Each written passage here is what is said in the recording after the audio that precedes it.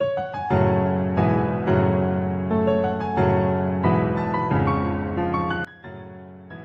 there guys, welcome back to yet another new and fresh and धमाकेदार video of Arin and otaku.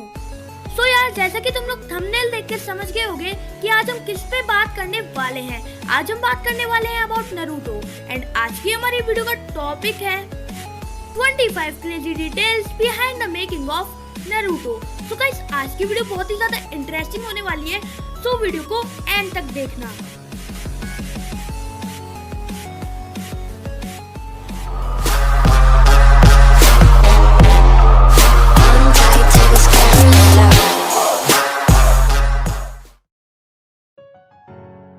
The final battle between Naruto and Sasuke was planned.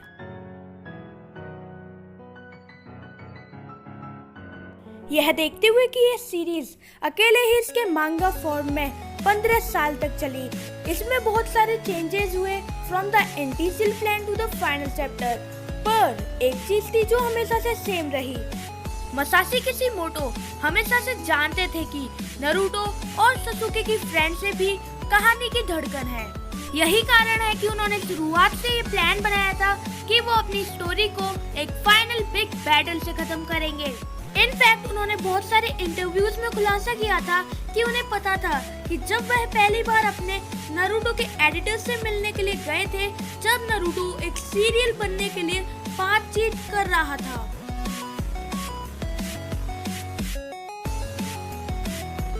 Kishimoto's desire to be recognized inspired Naruto. बहुत सारे story tellers अपने ही own life experiences से attract होते हैं और एक नए कैरेक्टर को बनाते हैं। मसाशी किशिमोटो के लिए उन्होंने अपने आप को नारुतो की कुछ कैरेक्टरिस्टिक से इंस्पायर किया, जबकि उन्होंने अपने टीन इयर्स के बारे में लिखने के लिए अपने टीनेजर के समय में से एक टन नहीं निकाला, उन्होंने अपने अडल्ट जीवन से लिया। जैसा कि उन्होंने 2014 के एक इंटरव्यू में बताया था, किशिमोटो के रूप में नारुतो फ्रेंचाइजी शुरू हुई थी और मांगा क्रिएटर के रूप में शुरू हो रही थी। उन्होंने नारुतो पर अपनी भयंकर इच्छा को मान्यता देने की इच्छा बताई थी, जो कि एक रिजल्ट के रूप में नारुतो की ड्राइव बन गया।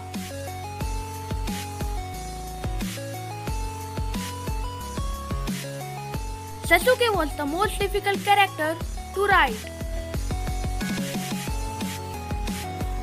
Over the years, किशिमोटो ने बहुत सारे अलग अलग डिजाइन्स को बनाया based on how time consuming characters were to draw. एक ऐसा कैरेक्टर भी है जो बहुत सारी डिफिकल्टी के बावजूद भी लगातार बन रहा था और उसका नाम है ससुके। In many cases, किशिमोटो ने एडमिट किया है to scrapping designs for different weapons or clothing because he found them more difficult to illustrate. हालांकि ससुके को अपनी कॉस्ट्यूम डिजाइन की वजह से बनाना इतना मुश्किल नहीं था, लेकिन किशिमोटो ने डिटेल में बताया कि 2015 के एक इंटरव्यू में उनके साथ काम करना कितना मुश्किल था। किशिमोटो ने केवल ससुके को इसलिए लिखना मुश्किल पाया क्योंकि उनके कैरेक्टर के आसपास की सर्कमस्टेंस बहुत ही ज्यादा स्पेसिफिक थी।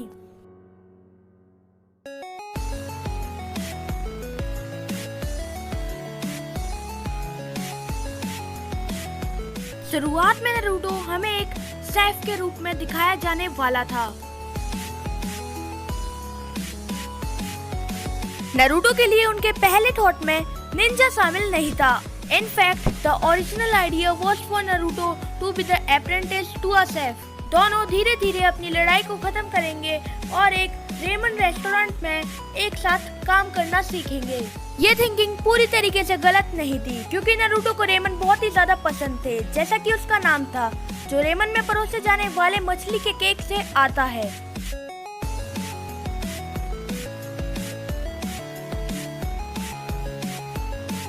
शिकामारु एक जीनियस के तौर पे बनाया गया था, जो कि अपने क्लासमेट्स को पीछे छोड़ देता है। जब नारुतो शुरू हुआ था तो मेन कैरेक्टर्स टीनेजर्स थे जो कि एक निंजा एकेडमी से ग्रेजुएट होने वाले थे और उनको एक स्टूडेंट चाहिए था जो कि प्रमोट होके शिनोबी में ही काम करने लगे। और नारुतो की क्लास का सिर्फ एक बच्चा ही चुनिन बन सकता था उस टाइम पे। चुनिन का मतलब क्या होता है? चुनिन का मतलब होता है कि एक स्टूडेंट जो कि प्रमोट होके टीचर बन जाता है और उधर के स्टूडेंट्स को पढ़ाता है। वैसे तो किसिमोटो चाहते थे कि ये सीरीज टीम 7 के एडवेंचर्स को फॉलो करे, लेकिन बाकी के नारुतो के एडिटर्स ने मना कर दिया और कहा कि ये सीरीज एग्जाम के प्रोसेस पे चले।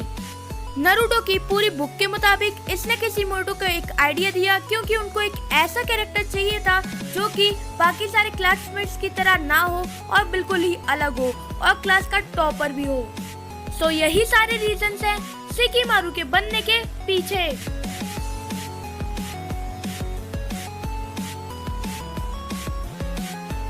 नारुतो की वजह से किसिमोटो और उनकी वाइफ प्रॉब्लम में आ गए थे। नारुतो के यूनिवर्स में रिलेशनशिप्स के बारे में बहुत सारे डिफरेंसेस हैं। There are even differences of opinion in Masashi Kishimoto's own household.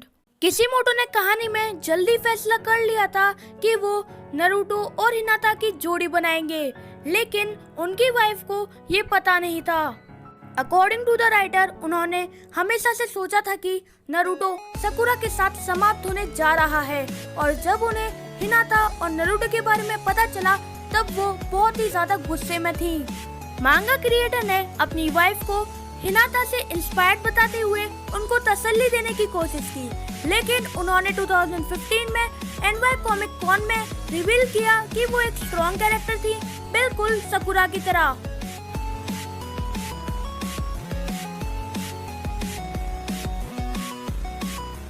Naruto के पेरेंट्स एक बहुत बड़ी मिस्ट्री हैं।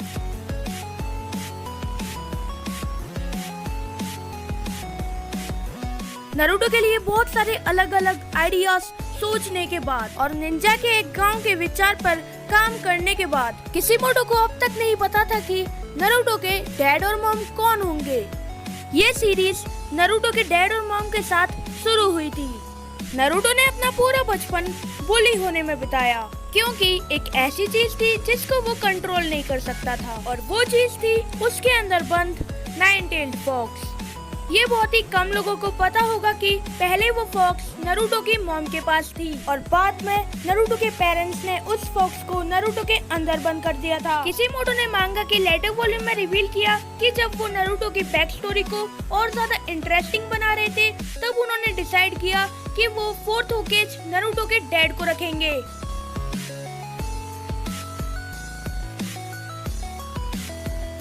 Boruto developed from a cut story.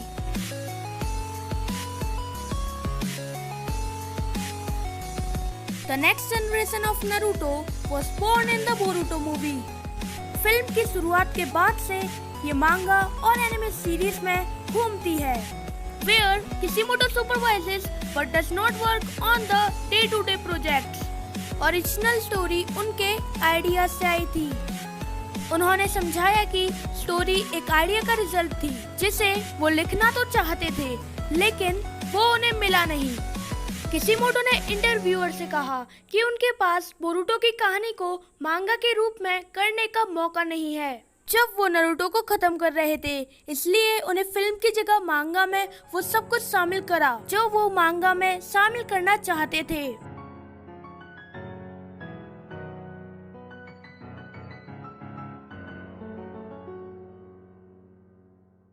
Naruto's blonde hair was important.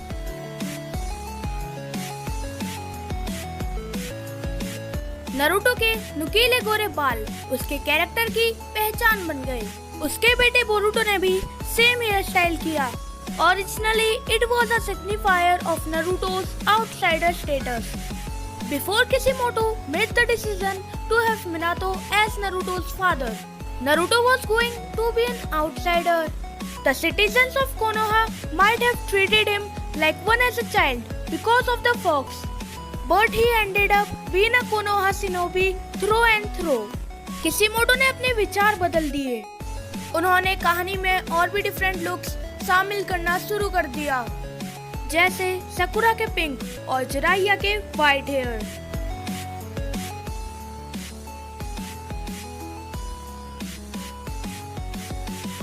Godzilla served as inspiration.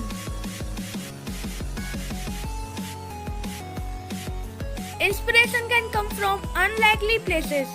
In the same interview in which Kishimoto revealed his drive inspired Naruto's, he also revealed his love for Godzilla and other kaiju.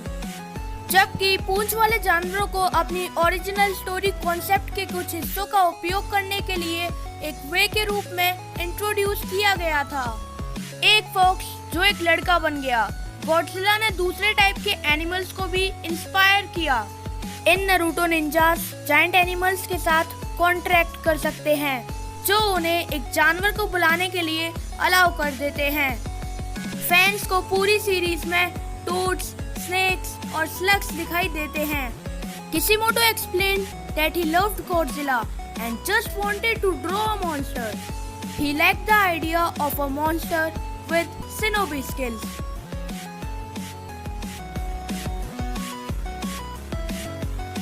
Hinata was never supposed to be a ninja. Hinata began the series as an academy student with a crush on Naruto. Clumsy and shy around him at first, she grew to be one of his most loyal allies and a truly powerful fighter. Fans ये सुन के shocked हो सकते हैं कि वो हमेशा shinobi नहीं थी। इसके बजाय हिनाता बस एक विलेज की कॉमन सिटीजन बनने वाली थी जिसने फैशनेबल ड्रेस पहनी थी। किशिमोटो ने एक कैरेक्टर डेटा बुक में अपने मजे के लिए किए गए इंटिशियल स्केच का भी खुलासा किया। हिनाता changed drastically from her inception, becoming a member of famous Shinobi clan and choosing functional fighting attire over fashion. I know that all the 25 behind the scenes are not completed in this video and I am really sorry for it. क्योंकि अगर मैंने all the behind the scenes इसी video में बता दिए तो ये video आधे घंटे या फिर 1 घंटे की वीडियो भी हो सकती है। सो इसीलिए मैं लेके आऊंगा इस वीडियो का पार्ट 2 यानी कि 25 behind the scenes of Naruto का part 2 and I hope you all will be excited for that. मिलते हैं अपनी नेक्स्ट वीडियो में, तब तक के लिए स्टे ट्यून्ड।